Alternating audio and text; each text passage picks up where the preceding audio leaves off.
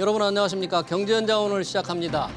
문재인 정부의 부동산 정책 전면 수정을 예고한 윤석열 정부의 출범이 다가오고 있습니다. 과도한 규제가 현실에 맞지 않아서 시장을 엉망으로 만들었다는 판단에 따른 것인데요. 과연 어떤 규제부터 완화될지, 그렇게 해서 과연 집값을 잡을 수 있을 것인지 집중진단에서 토론해 보겠습니다. 유튜브 실시간 댓글로 의견 주시면 토론에 반영합니다. 경제현장 오늘입니다.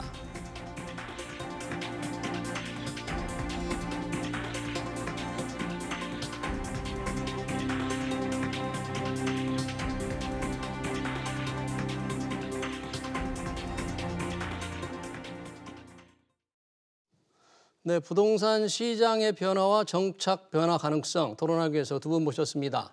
이재문 창조도시경제연구소 소장, 그리고 두성규 전 한국건설산업연구원 선임연구원입니다. 두 분 어서 오십시오. 안녕하세요. 반갑습니다.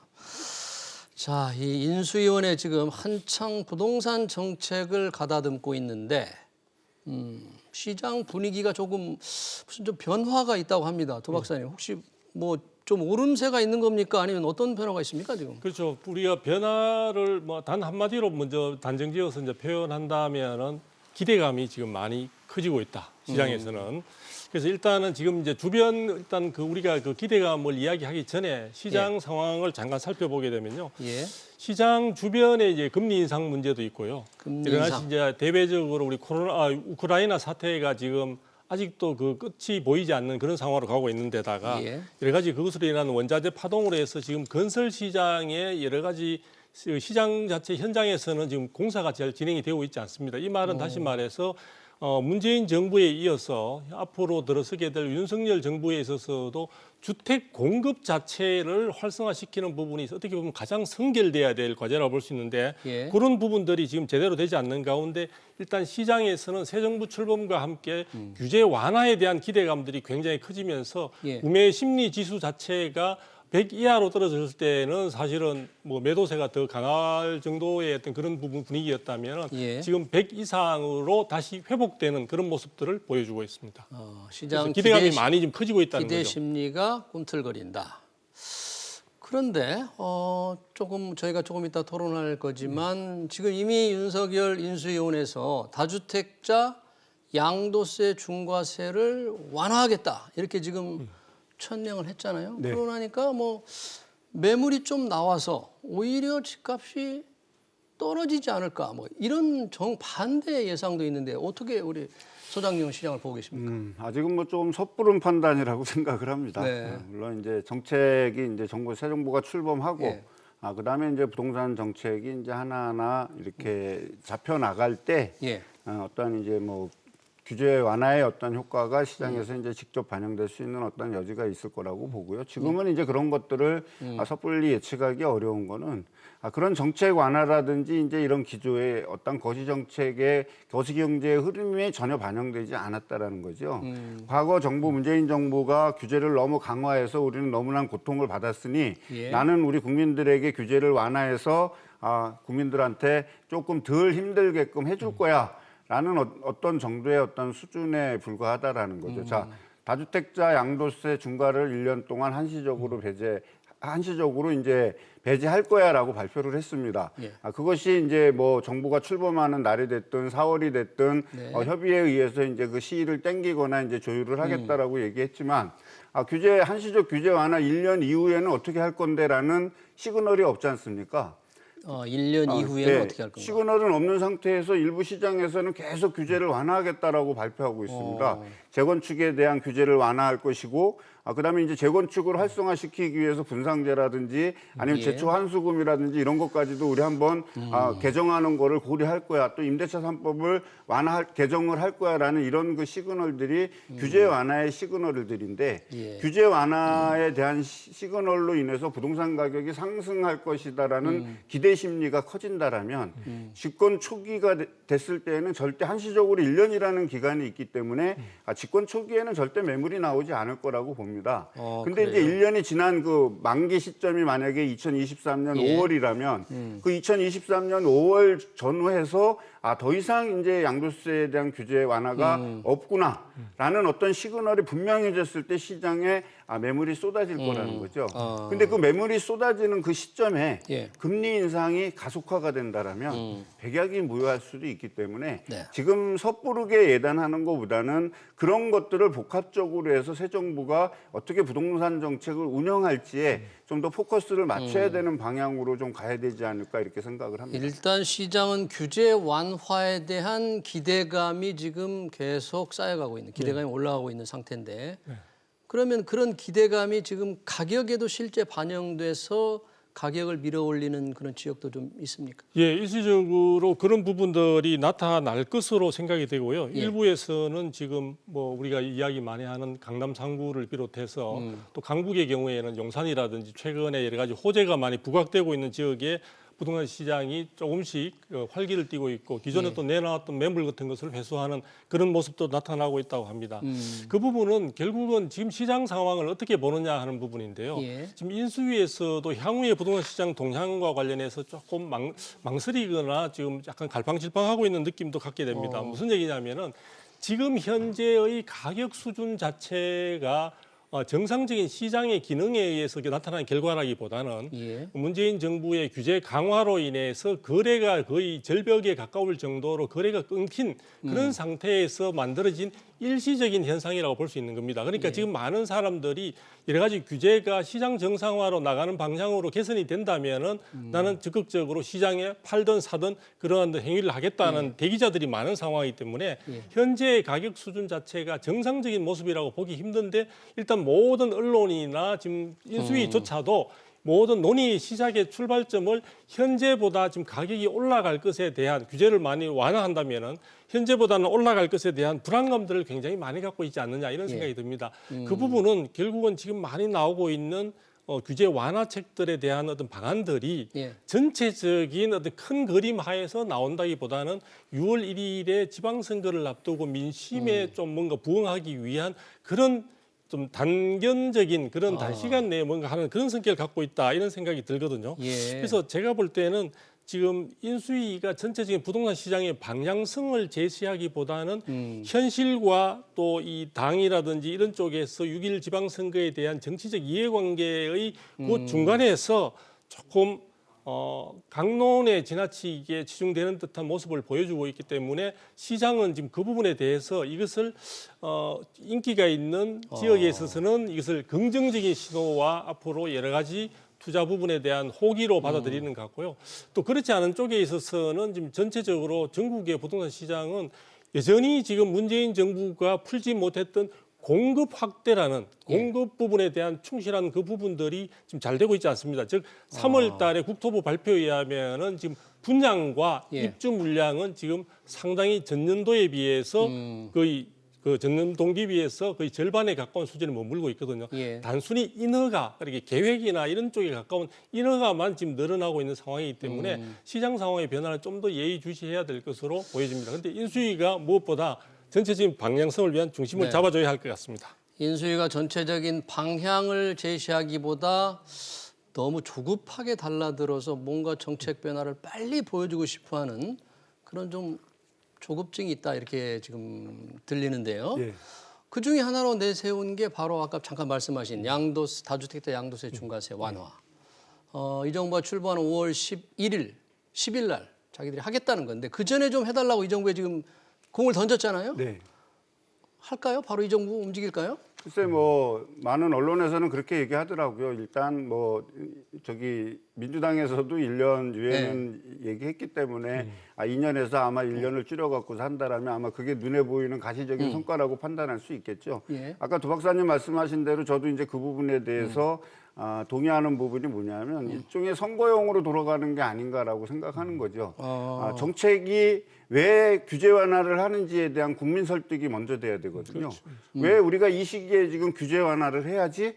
한쪽에서는 금리가 인상이 된다는데 한쪽에서는 대출 규제를 완화한다고 하니 어떤 측면에서 보면 엇박자가 나는 거잖아요. 이건 나보고 지금 빚내서 집 사라는 거야? 금리가 이렇게 올라간다는데 주담대 고정금리가 6에서 7% 가까이 된다는데 내가 지금 7%씩 이자를 내가면서 이 집을 사갖고 얼마를 보유해야 되지? 라는 국민이 혼선을 가질 수밖에 없다라는 거죠. 자, 양도세 규제 완화 1년을 하겠다는데 그 이후에 양도세는 그럼 어떻게 한다는 거야? 도대체. 그 정책의 5년 집권에 있어서의 부동산 정책의 방향성은 우리는 집값을 안정시킬 거야. 아니면 우리는 집값을 하향 안정세를 주도할 거야. 아니면 지금 우리는 그래도 집값이 국제 시장에 비해서 집값이 좀 떨어지니 우리는 주택 가격을 상승시킬 거야라는 정책의 시그널이 먼저 정해진 다음에 네. 그 다음에 가지가 정리가 돼야 되잖아요. 예. 근데 지금 지금 인수위에서 발표하는 정책의 전체적인 흐름을 보면 예. 되게 조급하고 바쁩니다. 그러다 보니까 두서없이 발표가 되는 거예요. 예. 그러니까 그 정책이 왜 해야 되는지 당위성이 첫 번째 국민에 대한 설명이 없고 그다음에 그것을 했을 때 어떤 효과를 거둘까? 우리는 집값이 안정되기를 원해. 그리고 네. 지금 무주택자라든지 청년들이 집을 사기 위해서는 지금 집값이 고점 인식이 비등하니 네. 이 주택 가격이 조금 떨어졌을 때 청소년 이 무주택자 아니면 생애 최초자에게 네. 우리가 금융 지원을 어떻게 해줄 거야라는 이런 플랜들이 좀 나오지 않아서 네. 조금 되게 아쉬운 부분이 있고 이것이 새로 정부가 출범할 때 저는 부담이 될 거라고 생각을 합니다. 예. 섣불르게 폐지를 할 거야, 섣불르게 개정을 할 거야 다 했는데 만약에 국회에서 동의가 안 되고 뭐가 안 돼서 우리 뭐 이렇게 돼서 자꾸 정책이 타이밍을 놓치게 된다 그랬어 실기했다라고 본다라면 그 실기한 걸 어떻게 만회하지 이미 국민은 마음이 돌아섰을 수도 있다라는 거죠. 예. 좀 그런 부분을 좀 염두에 둬서 얼마 남지 않은 이 인수위 기간 동안 좀 국민들이 신뢰할 수 있는 정도의 시그널이 분명하게 좀 제시됐으면 하는 바람입니다. 부동산 정책의 목적은 무엇인가, 중장기 방향은 어떻게 할 것인가에 관한 좀 분명한 청사진이 필요하다는 게 두 분의 말씀인데 우선 세부적으로 좀 들어가서 여튼 다주택자 중과세 완화를 예고했으니까 네. 되면 네. 다주택자들, 이주택자들 박사님 네. 매물 내놓겠습니까? 그 부분을 제가 정말 꼭 좋은 궁금합니다. 질문이라고 네. 생각이 들고요. 저도 꼭 말씀을 드리고 싶었는데 지금 우리가 다주택자의 중과 부분이 과연 가장 시급한 이게 과제일까? 그러니까 이제 여러 가지 이제 과제들이 이번에 예. 많은 인수위에서 지금 던져내고 있습니다. 화두처럼 던져지고 있는데 그런 부분들 가운데 가장 시급한 거, 그 다음 순위로 해야 될 거 이런 것들이 나와 있는데 예. 이 다주택자 중과세 부분과 관련해서 지금 말씀하신 질문에 제가 이야기하자면은 다주택자들 가운데 중과를 면제시켜 준다고 하면은 예. 그동안 준비하고 있던 사람들은 세부담을 많이 느꼈던 분들은 팔고자 하겠죠. 중과 부분 세금이 매물을 부담이 내놓을 많이 거다? 줄어드니까. 예.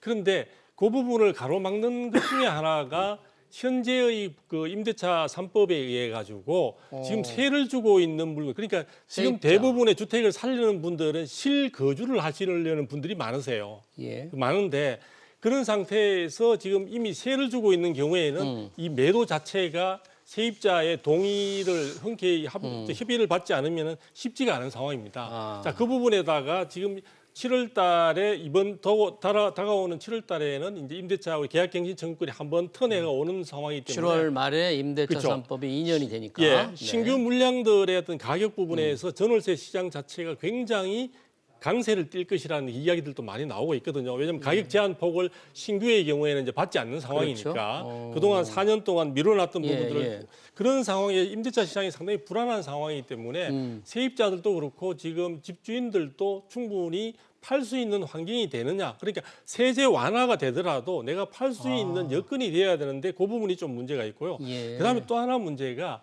지금 이 세제 부분과 관련해서 이 거래세뿐만 아니라 예.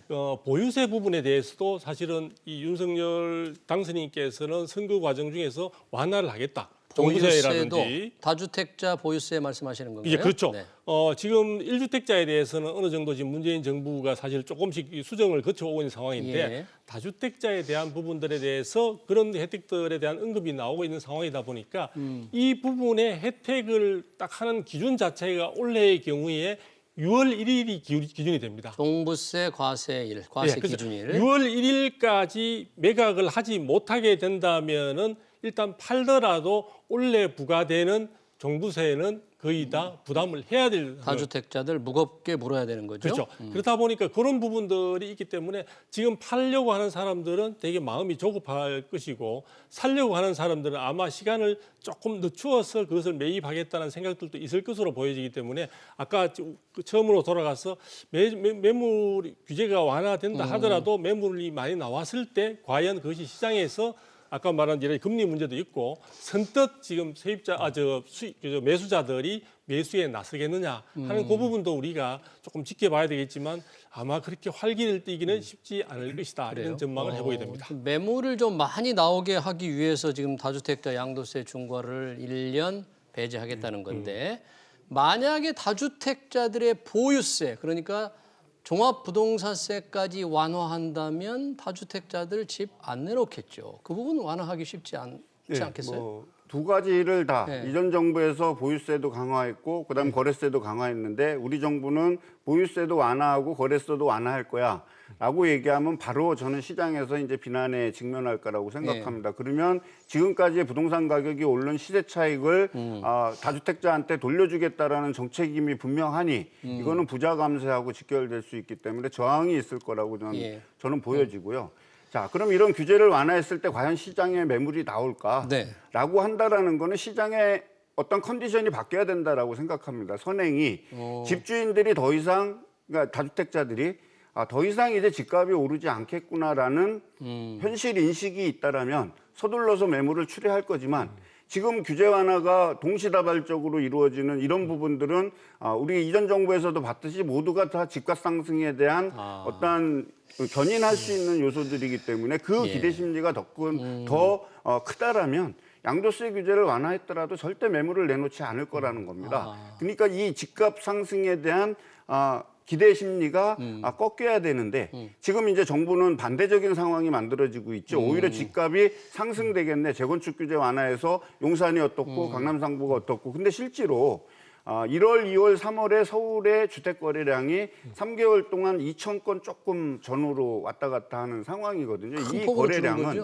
이 거래량은 금융위기 이전 그 당시의 거래량보다 더 적다라는 지금 일부 나오거든요. 이제 최종적으로 3월 거래량이 이제 최종적으로 집계가 된다라면 한 2,000건 미만이라면 지금 규제를 완화했다 하더라도 이것이 수요자가 덥석 물기에는 한계가 있어 보일 거라는 얘기죠. 그럼 결국에 시장에 매물이 이제 쌓일 수 있는 부분이 있다라는 거죠. 이것도 전제가 뭐냐면 가격 상승이 되지 않을 거라는 전제가 된다라면 가격 상승에 대한 기대감을 그렇죠. 좀 잡아놓는다면. 그러면 내가 양도세를 중과하느니 지금 이익을 내겠다. 실현하기 위해서 나는 지금 물건을 팔아야 돼 하는데 이제 거래량이 갑자기 증가한다든지 아니면 이제 이런 부분이 받쳐지지 않는다 그러면 사실 매수 시장이 살아나기가 힘든 어떤 심리적 구조로 이제 갈 수밖에 없다라는 상황도 우리가 감안을 해야 될 겁니다. 예, 지금 우리 이재용 소장님 매수 심리 말씀을 해주셨는데 사실 살려면 돈이 있어야 되잖아요.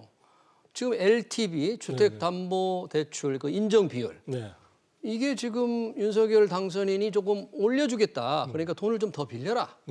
이런 신호를 보내고 있는데 그러면 이 신호는 이런 정책은 바람직할까요? 지금 상황에서? 저는 뭐 바람직하다고 보는데 바람직하다. 바람직하다고 보는데 일단 왜냐하면은 지금 이제 앞으로 들어서게 될 윤석열 정부의 경우에 있어서도 실질적으로 이 주택을 꼭 보유해야 되는 사람들에게 많은 지원을 아끼지 않겠다는 게 사실은 여러 가지 공약에 있어서도 기본적인 기조라고 볼 수 있습니다.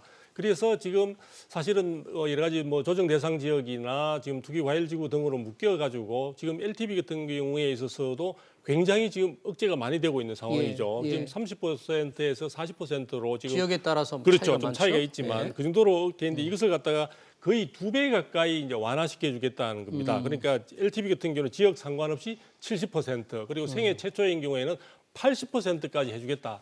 그러니까 이 자체는 특히 이번에 선거 과정에서 청년 세대들의 여러 가지 어려운 점들이 많이 부각이 됐기 때문에 그 청년 세대들에게 내 집 마련 그런 부분들은 결국은 또 출산과도 연결될 수 있는 부분들이 있기 때문에 그런 쪽에 있어서 필요하다고 보여집니다. 그런데 다만 이 부분을 이렇게 이야기하고 있으면서 동시에 더 예민한 것이라고 볼 수 있는 총부채 원리금 상환 비율이라고 하는 총부채 원리금 상환 비율. DSR이라고 이야기를 많이 하죠. 네. DSR 자체는 지금 40%로 지금 규제가 되고 있는데 그것은 일단은 건드리지 않겠다.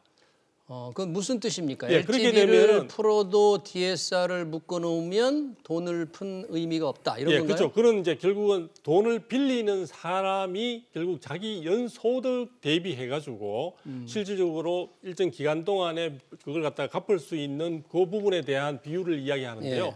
그 부분과 관련해서 그 전에 우리가 DTI라고 있었죠. 그 부채 원리금이 아니라 총부채 상환 비율인가 그렇게 예. 되어 있는데 그것과 달리 모든 그 사람이 가지고 있는 금융 해당되는 어떤 상품과 관련 대출 상품과 관련해서 모든 다 부채 들어가게 됩니다. 원리금. 그러니까 부동산과 관련되지 않는 거라도 예를 들어 신용 대출이라든지 예. 우리가 뭐 자동차 또 매입 뭐 대출이라든지 이런 등등해서 들어가다 보니까 실질적으로 DSR이 강화되게 되면은 정기적인 소득이 없거나 예. 또 소득이 있더라도 젊은 세대들 같은 경우에는 현재의 소득이 굉장히 낮은 상황이죠. 앞으로 계속 진급을 하고 더 발전한다면 올라가겠지만 그런 사람들에게는 결정적으로 LTV를 풀어준다고 하더라도 DSR에 가로막혀서 실질적으로 혜택을 체감하기는 대단히 어려운 상황으로 가고 있지 않냐. 그래서 제가 볼 때는 뭔가 주는 것처럼 보이지만 우리가 실제 따져보게 효과는 되면 없을 것이다. 네, 그럴 LTV를 가능성도 완화한들 있습니다.